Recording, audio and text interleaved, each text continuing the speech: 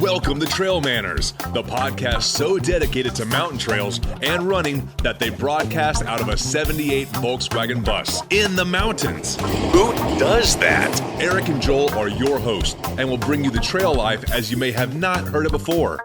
You hear about everything from gear reviews, nutrition to keep you upright and moving forward, and they'll even bring guests into the bus for conversations that you won't hear anywhere else. It's time for some running adventures on a higher elevation. The old 78 Volkswagen bus is fired up and headed to the mountains. Here are your hosts for TrailManners, proudly representing the 801 with their passion and love for the trails, Eric Manning and Joel Hatch. Welcome to the TrailManners podcast, episode number 11. Today, we're talking with Luke Nilsson. If this is your first time listening, then thanks for coming. The TrailManners podcast is produced every week for your enjoyment, and show notes are found at trailmanners.com. Come back often, and please feel free to add the podcast to your favorite RSS feed or iTunes. You can also follow us on Twitter, Instagram, and Facebook at TrailManners. All links are in the show notes. Now let's get after it. All right, welcome back to the TrailManners podcast. Today, we are back we're still in a 1989 Volkswagen bus. That's right. Which is pretty solid, with a new guest. The guest we have in the bus today is a race director. He's a PA, a father, a husband, a world traveler. He runs for Patagonia, but most importantly, he's a global icon. That's right. He is. So today we are very happy to have Mr. Luke Nilsson. Luke, thank you so much for taking the time to join us today. Totally psyched to be here. Yeah, we're real excited that you agreed to this, our shenanigans here in the bus. So. Now, Luke just saw the first interview we did with Turtle, so I think he's pretty primed. Yeah, he's ready ready to go. Yeah. He didn't dump all his best material just yet, saving it for us, hopefully. I was pretty fortunate to be able to witness that in person. Yeah, to listen's great, but to see some of the stuff that happens is beautiful. Yeah, we're going to have to get a little video camera set up for some of these shows, I think. I think so, too. A little Periscope, right? We had that idea back in the summer. Yep. Just hasn't come to fruition yet, has it? But it will. Yep. All right, so let's just kick it off right away. Look at this bum just showed up. Yeah, really? He's got to come in and grab some beverage. That's right. Turtle Miller back in the house after going to the bathroom. The little boy's room. Yeah. But you are the race director for the Smut race, right? Yeah, Scout Mountain Ultra Trail. We love to call it Smut. It's great, and it's a great race. So how long have you been the race director for the Smut race? I believe this will be my third year as full race director. I had an apprentice year before that, so going on 4. Nice. What can we expect? Is there going to be any changes? Because I know there's had some things here. You've got a 100K, a 60K, a 35K. It's going to be on June 4th. Yep. Pocatello, so none of that's different. But is there anything that we can look forward to that's going to be a little different for us? So from last year, no course changes. We've had over the every year that I've been involved so far, we've had to have some course changes, mostly due to permitting with the Forest Service. We've got things dialed in now. All new single track section that was added last year. Beautiful trail. So no course changes. We're always trying to up our game and make it a little bit better race from the logistics standpoint. Try to hide any disasters behind the scenes that may be going on. So as a runner, you just have a totally relaxed experience. Nice. So you will be doing this for your 4th year, 5th year? Yep. For you. Yep. What can people expect? People that aren't used to this race or haven't been to it, what can they expect? A world-class event. Yeah. I've had the opportunity to race all over the U.S., all over the world, and picked up along the way things that I think make a race stand out. So they can be 100% sure that they're going to have great aid stations. We actually do a competition amongst our aid stations to see who comes up with the best feedback from the runners. Wow. So the aid station captains pick themes, and they get into it. So wow, I haven't been up there in a couple of years. I'm looking forward to going back this year. Yeah, I wish I was. I won't be in town, but...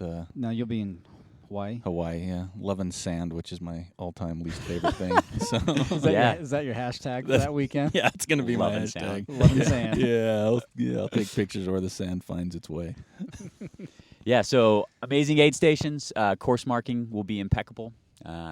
We pride ourselves on not allowing people to get lost. It will be slightly overmarked, and a good tough course. It's the kind of thing you got to earn the finish. That is a hard course. I remember we went up there. What was that? Like 2011? Did we go up there? I don't know. I've been up there a few times, and it's that was like the high snow year, right? Yeah. Yeah. That the course changed because of the snow, and man, that thing. You don't realize it because you're like, oh, Pocatello, there's not big mountains. You go up there and you got your hiney handed to you, big time. Yeah. We're not far from Pocatello. No, we're not. The first year I went up there, and I was like, I don't know what to expect. I was blown away. I really was. I was like, holy cow, this is solid. This is a good secret. Yeah. Well, and the race is almost all single track, a little bit of double track, and we do have a quarter-mile of road that in and out of the start finish, but. Yeah. And there'll be places where you feel like you're pretty dang remote. Yeah, you are. It's pretty neat. Back there where that creek crossing is, I mean, after you climb, Midnight Creek. You climb up, what is that? Is it City Creek that you climb up You climb up out of City Creek, and then you drop into Midnight Creek. Yeah, and you drop into that area, and you're crossing creek, like knee-deep, maybe depending on how deep the snow is, and it's way cool back in there. It's way remote. Yeah.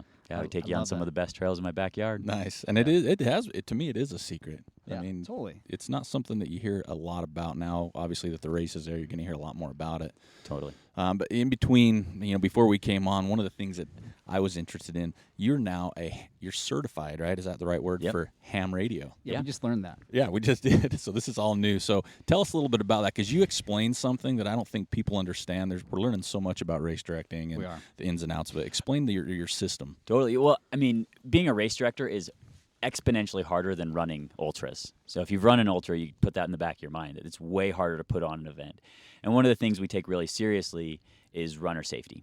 We put people back in the wilderness, and we don't want somebody to get hurt or lost. And so we have almost an OCD level of or layers of check-ins and check-outs to make sure that the runners are accounted for and we know where they're at. And I got my ham radio license because of the remote nature of the race. We use ham radios to communicate. There's no cell service. Satellite signals are unreliable. And so ham radio is kind of an old tried and true. So I got the ham radio license so I could be in communication with my ham radio guys that are volunteers, the local Portland Valley Aries group. Crush it. They work really hard to make things run smooth.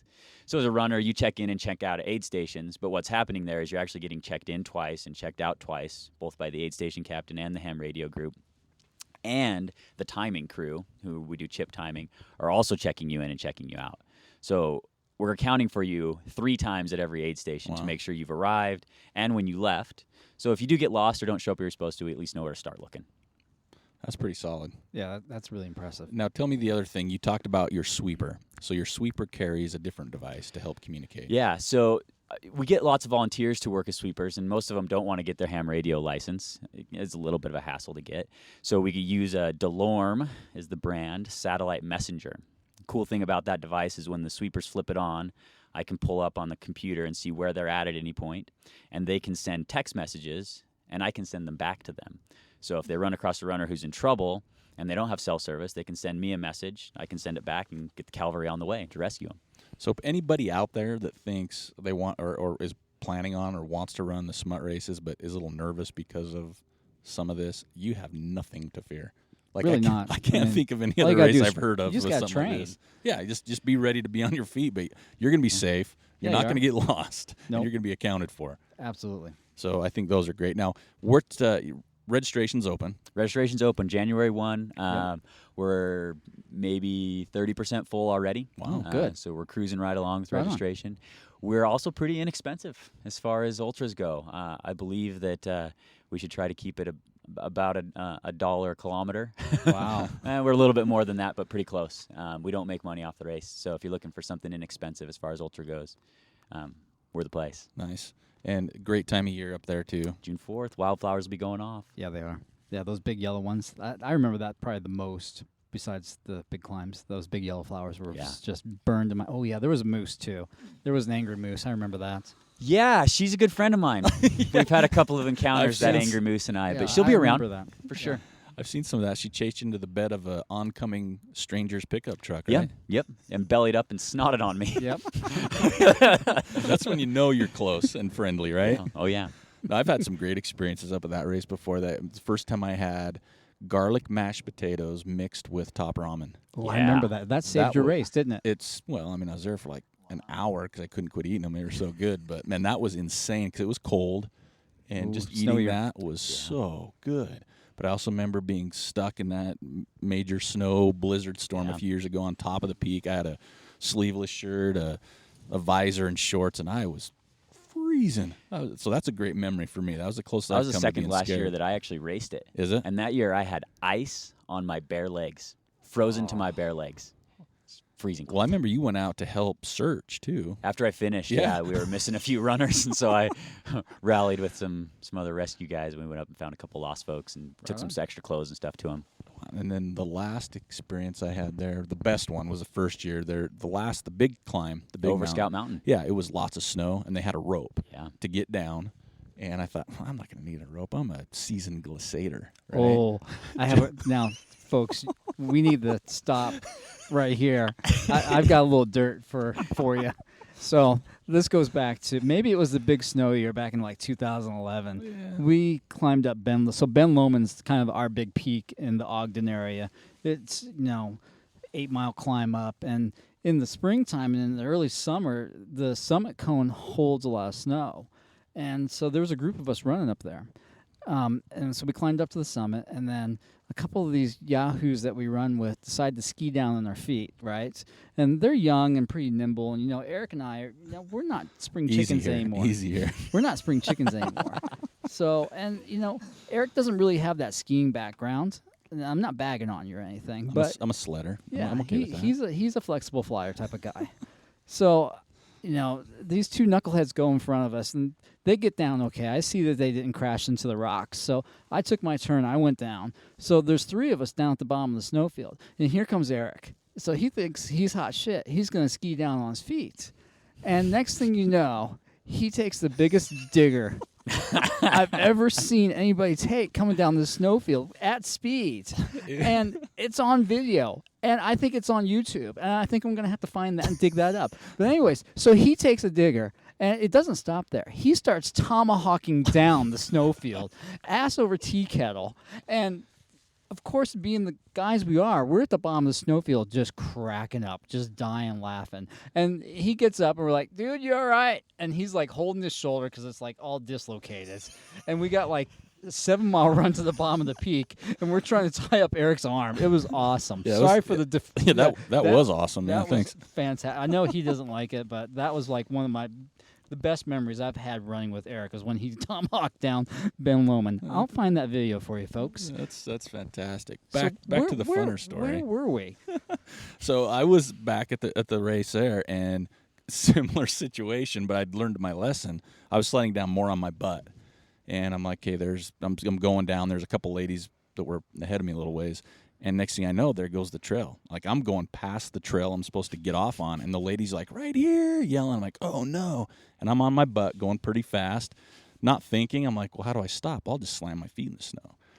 I slammed my feet in the snow and it shot me straight up in the air like a jack in the box. I did a complete flip, landed on my back, kept sliding, and the ladies were screaming and almost crying, thinking I had died.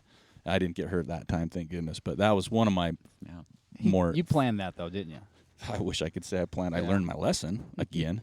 I could say on that. But anyway, back to the smut races. So there's still plenty of spots. There are for now. Yep. For now. And so is there caps per distance or just overall? 300 total is what our permit allows. Okay. And so what's your this 35K, 60K, 100K? What is generally or would you think is going to be your biggest? Generally, I thought when we put the 35K in that it would be the biggest, and it's actually the 100K is generally the biggest event for us. Wow. And then the 35K, and then the 60K is our smallest. Wow. And that is it's a That's butt legit. kicker. Yeah. This is not 13,000 vert in the 100K.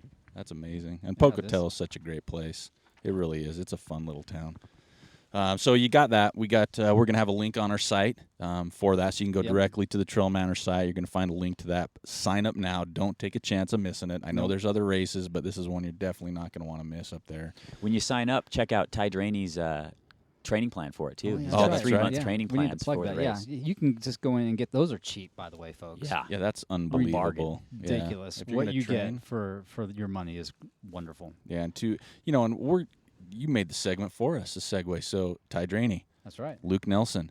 The dynamic Right? duo. Good times. The dynamic duo that's always up to something, That's right. Yeah. So you just got back very recently from a excursion in the Grays River Range with Ty.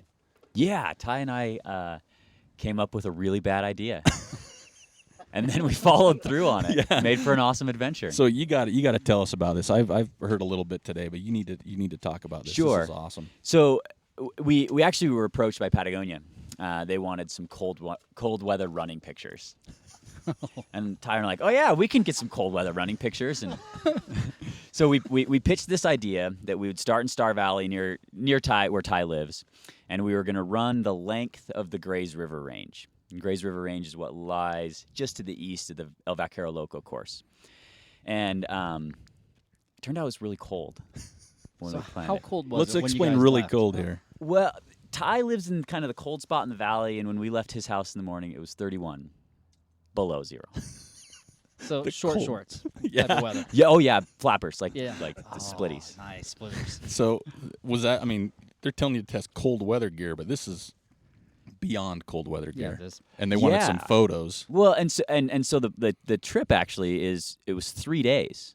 We'd planned. There's some warming huts back in the Grays River Range. It was about 90 miles, and we had McKay, who runs one of the aid stations for Ty at the Vaquero Loco, the guy that horse packs in. Okay. He actually did a little bit of snowmobile support for us and took some stuff into the huts. Oh, that's great. So, but we still were carrying the majority of our stuff with us in little sleds that we towed behind us. Yeah, Came those in little- really handy. Those little red kid sleds. Right? Yeah, they were little like cheap kid sleds. Yeah. I'm fluent in those. Yeah. And so we started out. It was cold. It stayed cold. I think the temperature got to about 1. So it got balmy there. The high, yeah. That's I took a layer off. Took his puffy coat Yeah. off. Yeah. The first, I don't know, maybe 18 miles or so, we're on a groomed snowmobile path. And the beta that we had gotten is the whole route was going to be this groomed snowmobile route. And we got about 18 miles in, and the grooming ended. Oh. And it turned out that it was pretty soft. Oh, We nice. didn't have snowshoes. Snowshoes. Yeah. And so it was like 2-3 steps, and then you'd break through to the confluence of your anatomy, and then you'd get 2 or 3 steps, and you'd break through. And it took us, we were on our feet for almost 9 hours the first day to cover 30 miles. Wow. Yeah. Sounds like one of my races. Yeah. Yeah, brutal. Next day was a little bit more of the same. Then we got back on the groom and had an awesome adventure. To get some pictures, though. Oh, yeah. You got some yeah. pictures for him. Our good buddy Fred Marmsatter, Oh, that's photographer, right. was along the way, and amazing pictures will He be always coming out of that. does. He always does. I can't wait to We see those. sledded off the top of the Grays River Range. They go off this commissary ridge, what they call it, about a 2,000-foot descent. On my watch, got 40 miles an hour on the Are you kick sled. serious? Yeah. In those little red sleds? Oh, little red sleds down this groom snowmobile thing is terrifying. Oh, that sounds like so much fun. Yeah. And I bet there's giggling. Like schoolgirls. Oh, yeah. Just squealing. This is so cold. It's so awesome. Yeah, it was awesome. So you're very much in, and I know you do a lot with Patagonia, but you travel around and do a lot of these adventure, runs or people on it. And you did in October, right? You did something in Hong Kong / China area. You did some run. Talk to that intrigues me. Talk to us about that one. So actually going back a whole year ago, I went to Patagonia, the place, and we shot a film called Mile for Mile about Conservación Patagónica. It's a project to set aside a bunch of land for a national park. And we got the opportunity to do a media tour in China and Hong Kong to promote that film. And we were doing kind of our final push for fundraising. And so Chrissy Mel and I went to Beijing, China for a week, and then we were in Hong Kong for a week. And it was incredible. First time to mainland Asia. I'd been to Hong Kong once before, and actually in February of last year.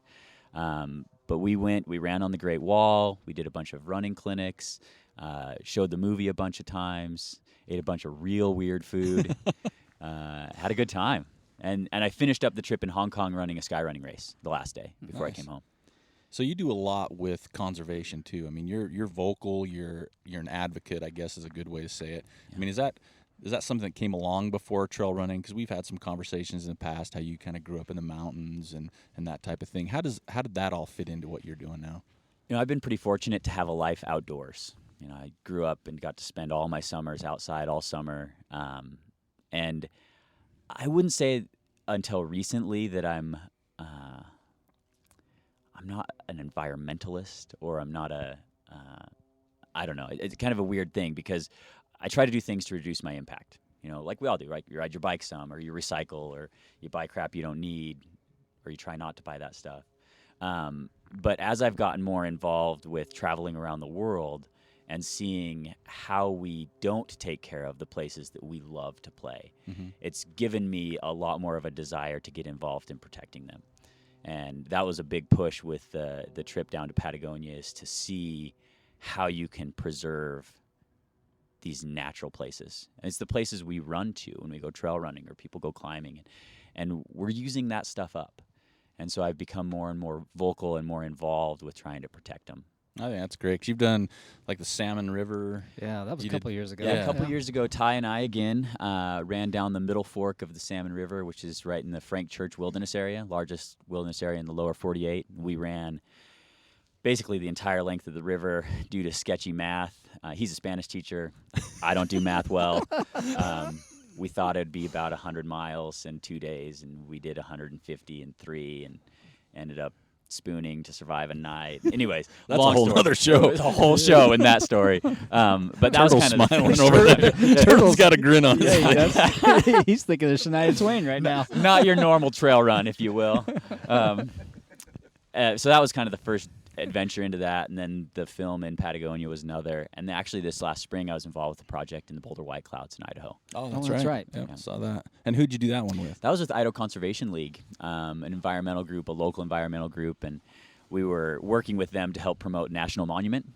There was a very interesting twist at the end of that story, and it was actually passed as wilderness area, first new wilderness passed by Congress in a long time, which didn't make everybody happy because it closed the area to mountain biking. Yeah.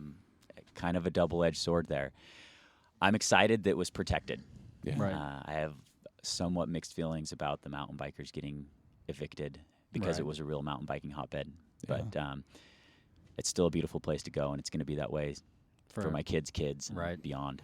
Well, and you bring that up, and that's something, I think we're sitting in here, we're parents, and that's something that always comes true. And when you're out there doing these things and you get home or you have conversations, how does that make you feel? Because you hear it all the time, and I talk to it. It's like, I remember when I was a kid, and some of the stuff I did when I was a kid isn't around. I want my kids to, do what I did. And so what you're doing now, you're kind of helping that. So, that's got to give you a different sense of. I would say it gives me a sense of urgency. Yeah. Okay. Because I really do think about my kids being able to see these places that I get to see all over the world. Everywhere. And, I get this cool opportunity to go to Hong Kong, and I call my kids on Skype, and, it's morning there and it's night where they're at, and, they get to see this, and I want them to have similar experiences. And if we don't do something about it, they're not going to. And with the current trajectory that we're on as a culture or a society, nothing's going to change unless a larger group of people start doing more. Yeah. Right. Or a crisis. And we're kind of on our way Yeah, to I was crisis. going to say, When we're out of oil, well, then things will change. But we can change before that, and it just takes taking a little bit of action. That's neat with the trail running community, because we've had Scott Jaime on the show. Totally. He went down and did a run down in South Africa. Right. And kind of came back with some of the same little sentiments of, we have so much. Like, he was looking at his kids and thinking, we have, iPads and iPhones, and, he mentioned simplicity, going back to basics. And you mentioned earlier is we have more than we need, or things we think we need and think, but that's the way we're going as a culture. So the things you're doing resonate a lot farther, and I see a lot more of that in the trail community. And I know it happens outside of that, don't get me wrong, but I think as trail users, you see a lot of that. Well, it's easy to connect as a trail runner, right? You get a different connection than somebody that might be maybe a motorized recreational person, right? They're out there and all they hear is motor and the wind in their ears. But when you're out there on foot, you get a different connection. Mm-hmm. I think it gives you a deeper appreciation for it. I completely believe that and agree with that. And we'll, and kind of going into the next phase of the trail side of things, Sure. the trail running, the trail things you're doing. This year, you have mentioned that you have a coach from uphill athlete Scott Johnston. Yeah. Is this new for you? Have you used a coach in the past? So as a runner, I've been relatively uncoached. I ran one season of cross country in high school. That's the only formal running coaching that I had, and the coach was a science teacher, not a coach. So great guy, taught us great life lessons, but he wasn't a running coach in that sense. And then a couple years ago, I worked with Adam St. Pierre out of Boulder, mostly for skimo. That was the year he helped me get a national championship. Great guy, but it wasn't for me. I needed something a little different. And after a couple of really good races, after an adventure season this year, I had a desire to take my running to a different level. And I reached out to a friend of mine, Steve House, who pointed me in the direction of Scott Johnston. And Scott is an incredible individual, coaches Olympic-level Nordic ski athletes, as well as, wrote Training for the New Alpinism with Steve, has brilliant coaching philosophy, and I've been working with him since October. Wow. How's that going? Is it different? Is it something change for you? So, yes. The short answer is definitely yes. Having someone that has, one, the experience, and two, the know-how to develop short-term and long-term cycles with running is incredible. The other thing that Scott has brought, maybe accidentally to me, is a little bit more awareness about what it means to be a professional runner. I've been a sponsored trail runner for 9 years, and I don't think I've ever really been a professional. And we had a conversation in December that was for me, kind of a hard moment, but it was a good conversation where he called me out a little bit and said, if you really want to do this as a professional, we need to focus our goals. We need to pull back on doing too many things and look at doing things very, very focused. Right. And it's changed my entire perspective. Wow. Yeah. So a good experience. Incredible. And kind of changing the way you're doing things now. Yeah. Okay. Yeah. Well, we're going to take a quick break because this is going to lead us into the next thing is what you've got focus on. Sounds what great. you've got planned, and I think this is going to be pretty exciting too. So we'll be right back with Luke Nelson. This is Luke Nelson. You're listening to TrailManners Podcast, bringing you the dirt and the vert. All right, welcome back to the TrailManners Podcast. So again, we are in Turtle Miller's van. He's graciously let us use it to conduct this really good interview so far with Luke Nelson. So Luke, you were just telling us about your coach and how he's kind of changed your perspective on running. Maybe you're not doing those B and C races anymore. You're really focused on your A race. And during the break and off the air, you were telling us that your actual next race, the race that you're focused on, is not until August. What race is that? Plan is Tromsø, which is a skyrunning race in Norway, developed by the one and only Kilian Jornet and his girlfriend Emily. I've heard of those guys. Yeah, they kind of run fast. Yeah, and they put together an incredible race up there, and it's part of the new Skyrunning World Extreme Series. Right, which they've had skyrunning for a while. Totally. That's been around for a long time. So now that you got this new classification, the Extreme. So what's that about? Real mountain races. I mean, there's mountain races. Right, so the Smut's a good mountain race, right? Yeah. Hard Rock is that's supposed to be our hardest mountain race in the U.S. But once you get outside the U.S., there's a different culture Totally. of running in the mountains. Yeah, and running in the mountains in Europe and other places, they're running to the tops of mountains, and they're running up technical peaks. And I think the extreme races are very much the blurry line between trail running and mountaineering. Right. Or rock climbing. And you were saying there's 3 races in the series. 3 races in the series, 2 count for points. So you could race all 3, but you only count 2. Your best 2 or Yep. whatever. So Tromsø is the first race. Trofeo Kima in Italy is the second. And the third race is new. It's a Glencoe Skyline race in Scotland. Right. And so my plan right now is to do Tromsø and Glencoe. And Tromsø's in Norway. Norway, yep. Okay. Right.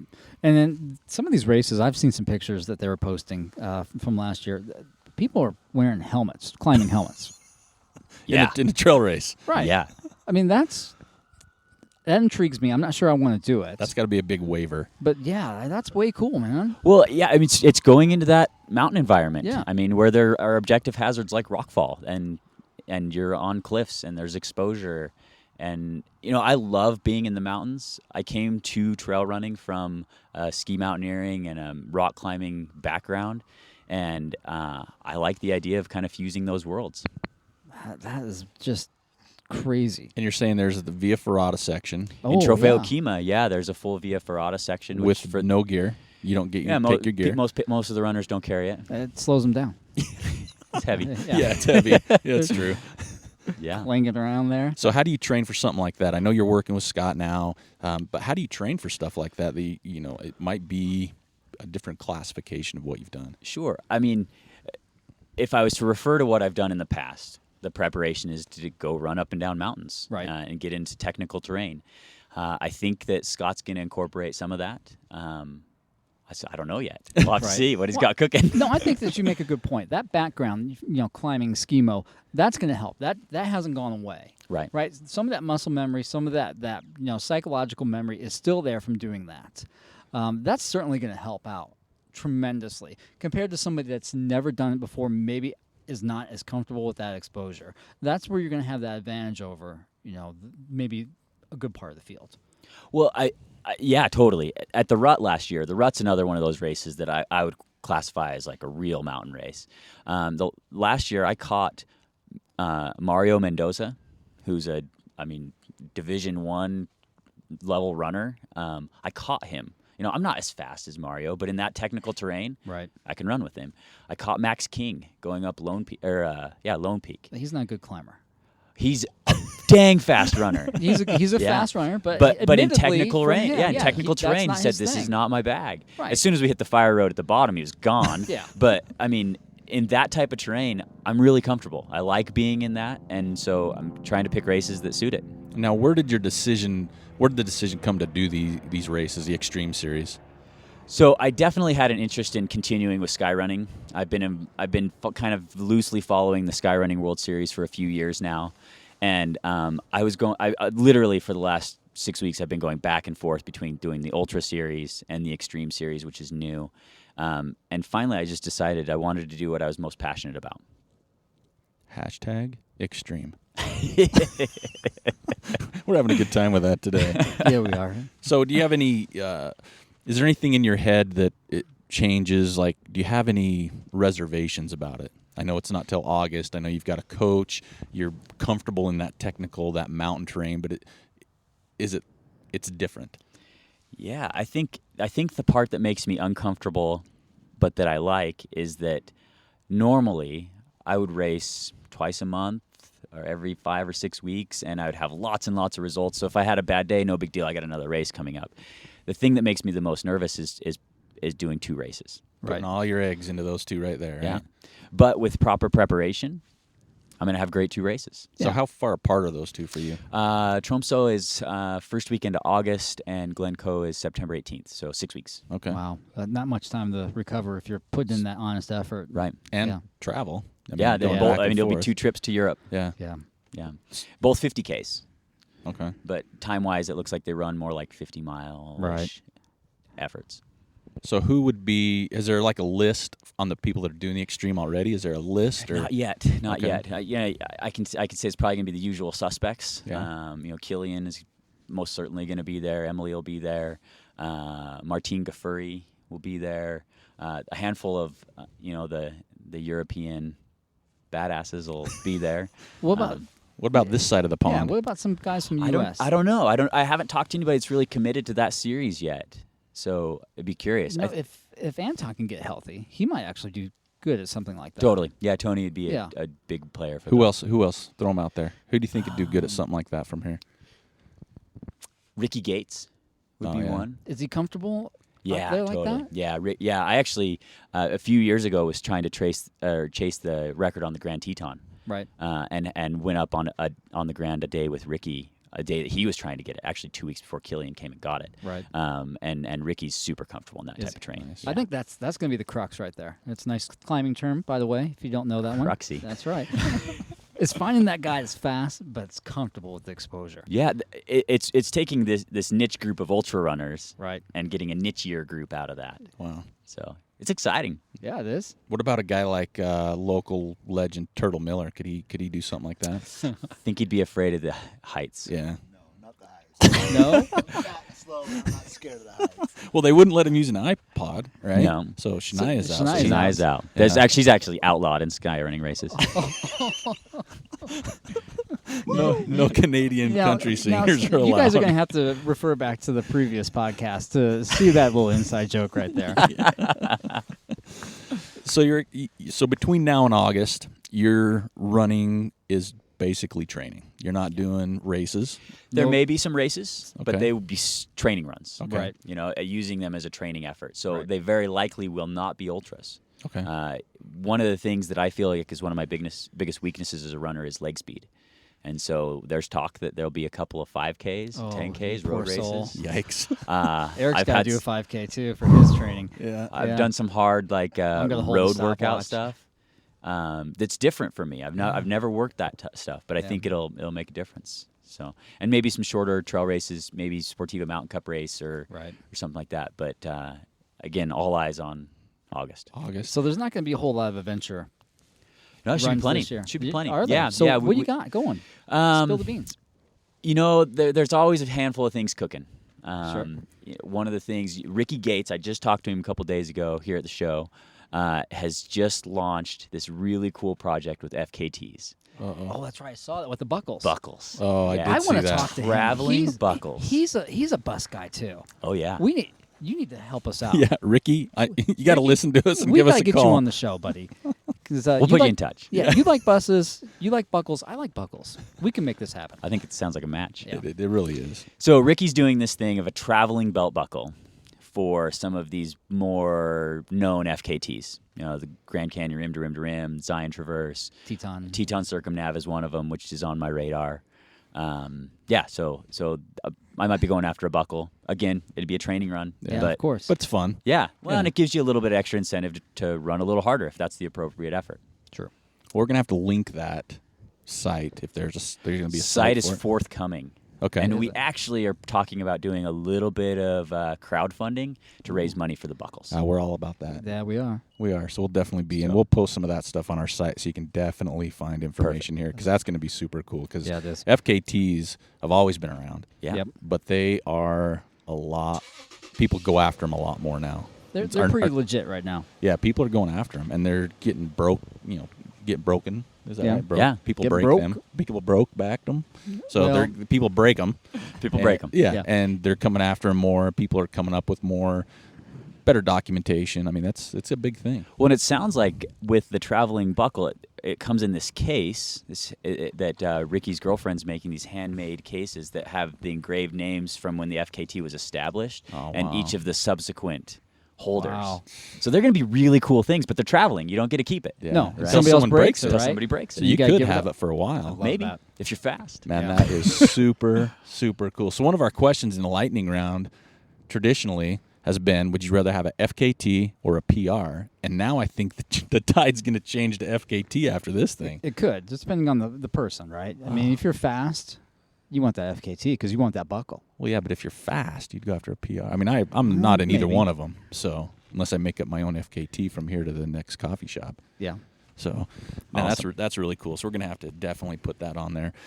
So adventure runs. Do you have anything dialed in with Patagonia? Any more, things like that coming up? There's probably something in the work. Yeah, there's there's always kind of something in the hopper. I here at OR, I had a chance to meet with a couple of different photographers, kick around some ideas. Nothing definitive yet, but there'll definitely be some international travel and some good times. When will the movie come out? There's got to be a movie. You got to be in one. There's movies coming out with these Trails in Yeah. Motion and all these film festivals. When are we going to see the Luke Nilsson? Oh, I don't know. I don't know if it'd be that interesting. Oh, it'd be interesting. I've had the pleasure.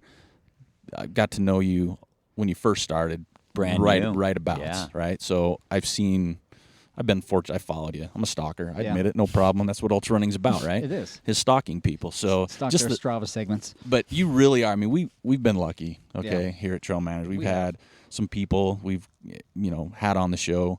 Ty, you're absolutely up there. Some of the greatest people in the sport. Really, I mean, not just We say that every week, and Yeah, it's so that's true of everybody in the sport. it is, and we're lucky to We have are. him in here. Yeah. But you're one of the good guys. You're always. I mean, I was. Well, not that I am now, but back then when I first met you, you were still fast. You were still blazing. I saw you at Pocatello. hey Eric, how's it going? I'm like, holy cow, he knows my name, right? But that's a type of person you are. You're very friendly. You're outgoing. You really include everybody. You see at a race, you're always. And to me, that's just something I think that needs to be said about not just trail runners in general, because there's a lot of them out there. But we've had a handful. Yeah. With Ty, with Sky, with you. I'm not going to leave anybody out. Turtle Miller for one. I know. Some of these He's a good others. guy. But you've done a lot for the sport, and not just with your times, but just your inclusion. You're giving back at the Smut Series. Yep. You're giving back to the planet, so to say, right? And you're just always up to something, right? So we need that movie. Yeah, we do. I'm gonna also start that. We can crowdfund that We'll for sure. crowdfund that. I know some people that can shoot some video. Yeah. I've got a killer GoPro. Yeah, you do. Sweet. Well, that's the cool thing about ultra running, though, right? I mean, there's not many sports on the planet where you do the same event as the best in the world. And I have my heroes in the sport, and you get to run the same thing they do. You don't ever get on the basketball court with LeBron. No. Yeah. But you get to do the same course that Killian does. Yeah. And afterwards, he'll probably give you a high five and hang out and chat with you. Yeah. And it's so accessible for everybody. And honestly, I don't think that there's any jerks in the sport. I don't honestly know I haven't any. met any. I haven't met any. No. It's pretty cool. So that's great. And we'll have more of them on the show. Not the jerk part, No, but the good the nice the guys. super rad guys. the nice yeah. guys. So kind of take you back. How did you get into the trail scene, and what has kept you in it as long as you have? Well, running as it has become started with a bet. We've heard that more than once on Yep. this. Yeah. So, like I said, I did run that short stint in high school in cross country, but then running was abandoned, and I was skiing, climbing, a lot of kayaking, and I was working at a ski shop, and it was a hot August day, and one of my buddies at the ski shop, who I'm still friends with today, turned to me and he said, I bet you can't run the Pocatello Marathon. It's our local marathon. And I was like, I bet I can. And he said, okay. And he pulled up the website, and I signed up.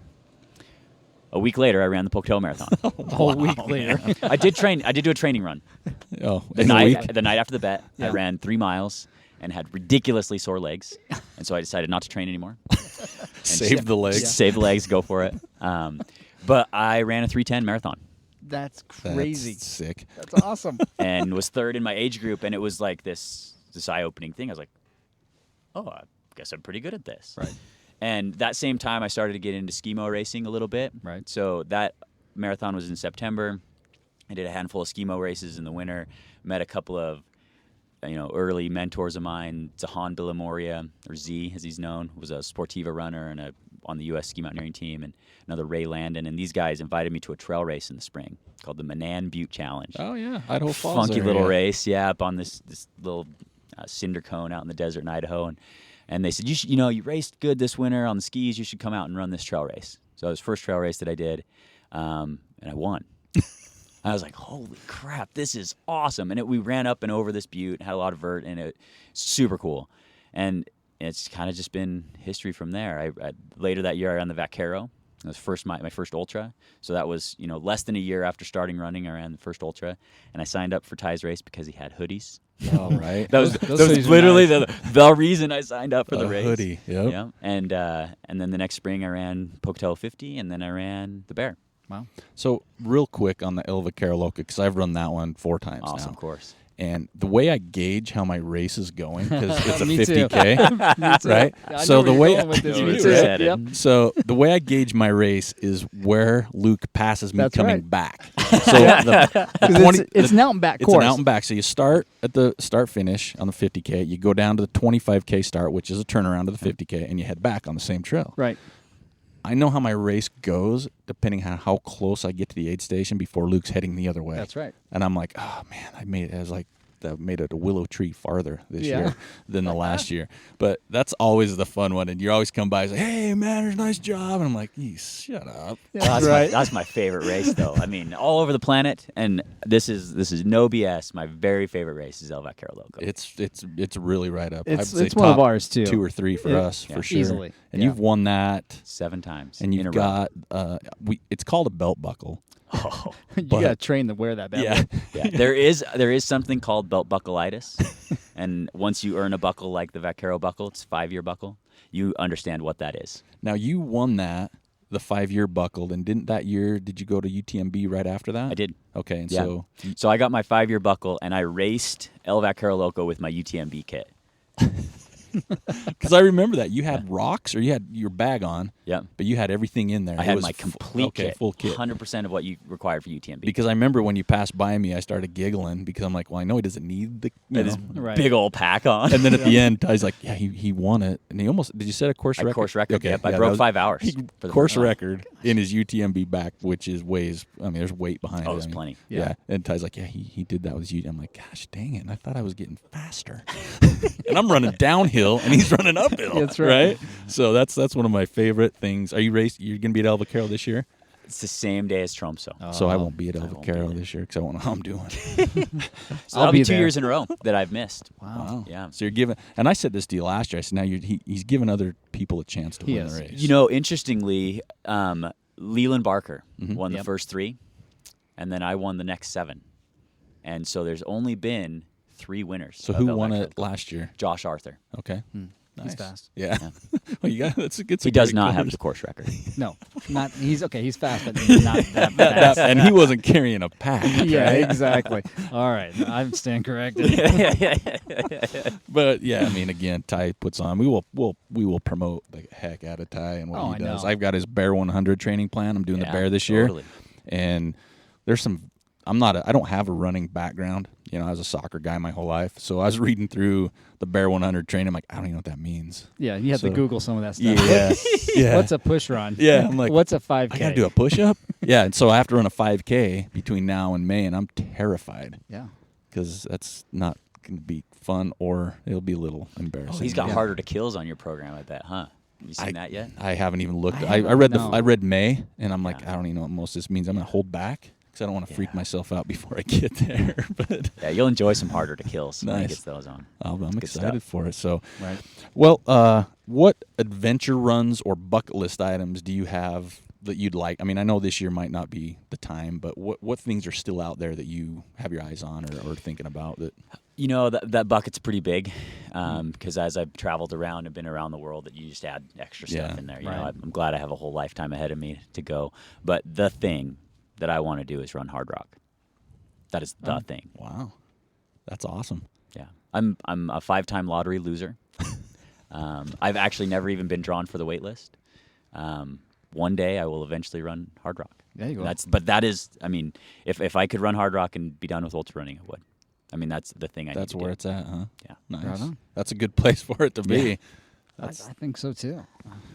Well, we're gonna wrap this up, Yeah, let's and go to the again, lightning round. we got to hit the lightning round. Yeah. Hit This me. is So- and we may have a few zingers for you too. Oh, And boy. So one of the things I didn't get to check in with you on this. To I'm see not if going to be able to answer your first question. to see if you're okay with this or not.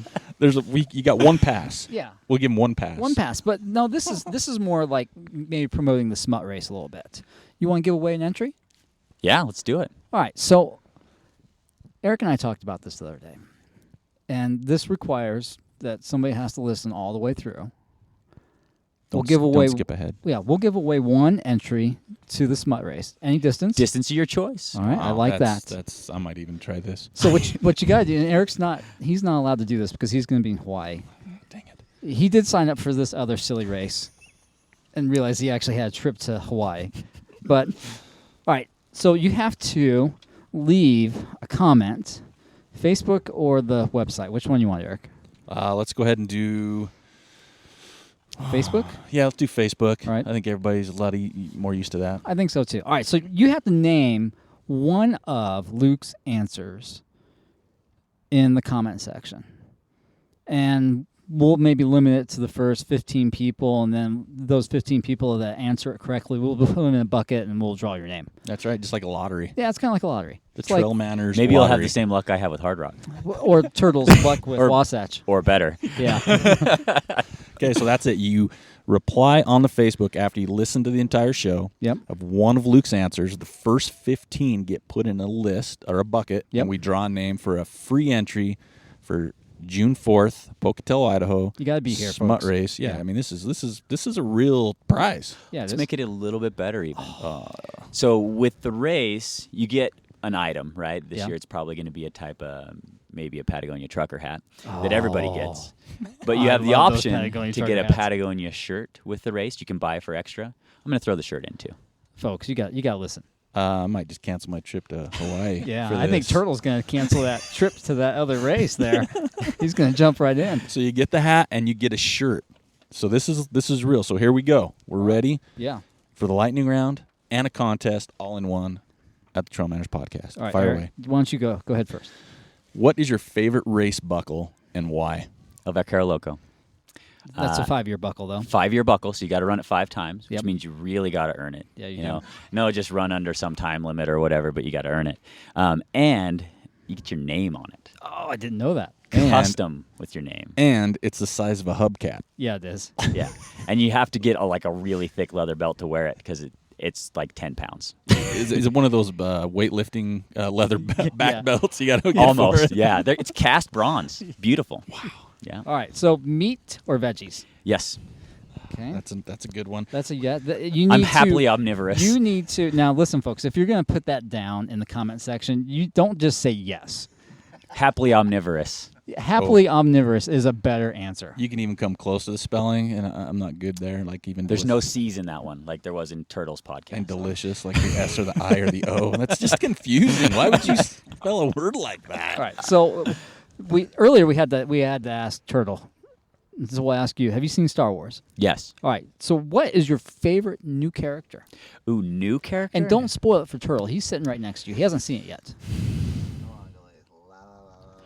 I don't know the name of the lady with the eyes. Oh, I don't know her name. I don't she either. she owns Starts that with an M. little Cantina. cantina. and we'll put that- She's been now you can hear this, Turtle. It's okay. She's been around for 1,000 years. Yeah. Yeah, And she's seen some things. she has seen some things. and we will put that. Yeah, she'd be my favorite new Okay, one. and that's Right going to be on. on the notes, so everybody will see But my that. favorite overall is Luke Skywalker. Luke, weird, right? I may have been named after that. Oh, Maybe not. Yeah. Okay, what is your favorite race performance and why? This is going to be a weird answer. Hard Rock, when I paced high. Really? It wasn't my race, but I got to run 40 miles of it with it, or 40 miles of it with him, and that was my favorite performance that he's had that I got to be involved He with. was top That's 10, cool. right? He was, yeah. Set a huge PR, went to a place that I've never seen anybody Now, go. if you set a PR at Hard Rock, you're dialed in. Yeah, you That's are. not a place you set PRs. So that's strange, right? It's not my own performance, but that's my very most favorite race memory is doing that with Ty. That's awesome. Right on. All right, next, beard or clean shaven? Beard. Now your beard's rivaling. You know, I think you got Craw right now. He beat. trimmed. Yeah, I saw Yeah, he I saw trimmed, that. but you need to get to that Leon state. You know, I have been taking advice from the Jedi Master of Beards, Yeah. Leon Lutz. Working on it. You beard wax? Oh yeah. Totally. Really? Yep. Yeah. You know Ty got a sponsor? I saw The that. oil, Yeah. 307. 307. Yeah. 307 beards. He gave me a 10. It's good stuff. Is it? Oh, nice. We need If there's any beard wax sponsors out there, I'm interested. You hear that? Yeah, So are we. yeah. Turtle is too. Yeah, Turtle, Peach Fuzz, he'll man, that's rep not you beard. guys though. Okay, so what is your typical meal the night before a big race? You know, with international travel, that's hard. But my very most favorite thing to eat is a hamburger and sweet potato fries. From anywhere specific or making your own? From wherever I can find it. Gotcha. And I- that doesn't like put the hurting on you the next day. No, I've raced great on it several times. Wow, now, Many of my folks- best races. No, I'm gonna have to step in here and maybe say for you new people, don't do that. Maybe test it out on a Yeah, long you run. need to test that out first because the consequences can be just catastrophic. Literally, yeah, You need to carry some toilet paper. You need to know that that cactus is not the best thing to wipe with. You know, so don't do that, folks. What is your favorite part of trail running? The people. Yeah. Yeah, the community. And it's, you know, everywhere in the world it's like that. When I was in China in October, like Chinese trail runners are just as psyched and friendly as they are anywhere else on the planet. Like, That's cool. It's the people. Right on. So we have a new one that we busted out last podcast with Turtle. Your guilty pleasure, as far as what you might listen to on your iPod. What would you not readily admit to listening to, but since you're on TrailManners, you're going to confess? Rihanna. Which one? Disturbia. We're learning a lot about people on this show, Yeah. you know, because I wouldn't have picked that. It was on my playlist for a long time. It got a little overplayed, so I'm Yeah. a little burnt on her right now. But Right. Now I can agree with you on that. I got a little guilty on that one too. The little Rihanna's on mine as well.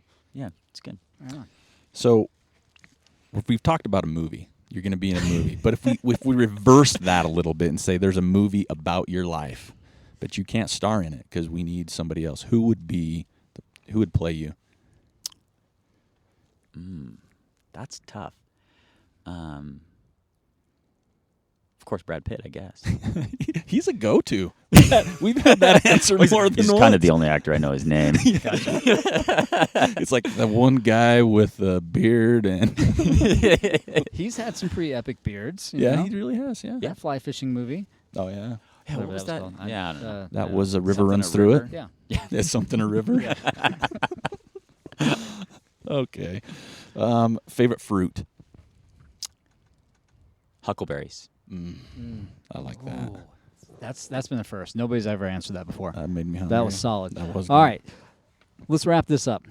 Favorite? No. Advice to a new trail runner. Not ultra, but trail. Yeah. You can do more than you think you can. Classic right there. Well, we're not wrapping up with that one. No? Because I've got one for I'm getting cold. That's why I'm trying to wrap it up. you. You're home. That Turtles van doesn't have a heater. yeah. Well, that's what these can of beans are for over here, right? Okay, so you're at home. You're doing what you do, hanging out. There's a knock at your door. You walk to the door. You open it up. In front of you, there's your good buddy, Ty Draney. He's got a sombrero, a Speedo, and a handheld water bottle. What did he say to you when you opened the door? Night run. No, you came up with that so quick. It's almost like this has happened before. That's right. No Speedos. Sombreros, maybe. That's awesome. Oh, we love it. Luke, I really want to, thank you. I know you're a busy guy. I know you want to get back to what you're doing, whether it's, the OR show, whether it's your family back in Pocatello. But thank you so much for taking thank time. you. We appreciate it here because it means a lot to us. It helps us. And, we wish you all the luck in the world. We're going to follow you for what you got coming up later in the year. Wishing you all the best of luck. And you really are one of the good guys of what's going on out there. And we are going to promote whatever we can for that right. smut race. It's Come going to on up sell to out Smut. this year, That's right? right. Free camping at the start finish. Oh, yeah. And that's an awesome start finish. Yeah, it is. It's really solid. I Good camped stuff. there one year, the year the snowstorm came back, and my we had some people coming up talking to us. Thanks. Trying to be funny. he you was. clown. He doesn't fit in. No. But I came back after the race and my tent was blown over and wide open. So Yeah. that was a bad year, but that's a great place. So Yeah, it is. Yeah. We shifted it a weekend. that's right. So it's a little bit generally later. a little bit better. Nice. Not Well, always. we appreciate it. Yep. My thanks pleasure for being here. everything. If there's anything we can do, promote, let us know. And again, Right. don't forget about the free entry, people. That's right. This is huge, and it's going to go a long way for you. And then you could just piggyback that, get a hold of Ty, pick up that training plan, and For sure. nail it. So, again, thanks for listening to Trail Manners Podcast. Luke, thank you very much. Thank you, guys. Thank you for listening to the Trail Manners Podcast. We'd like to thank Luke Nilsson for taking the time to join us today. You can see more of Luke over on his Twitter and Instagram feeds at @LukeNilsson, or check him out on challengeofbalance.com to see how his training's going, how he prepares for the races in Europe. And remember, we are giving away a free entry to a smut race if you're listening to the show. Those races can be checked out at Pocatello 50. That's Pocatello50.com. And you can also check our website out at TrailManners.com. Hit us up on the contact page. Let us know what you want to see, who you want to hear, and if you want to be on the show. So until next time, this is Eric Manning with Joel Hatch reminding you, you don't get what you wish for, you get what you work for. Now go get it.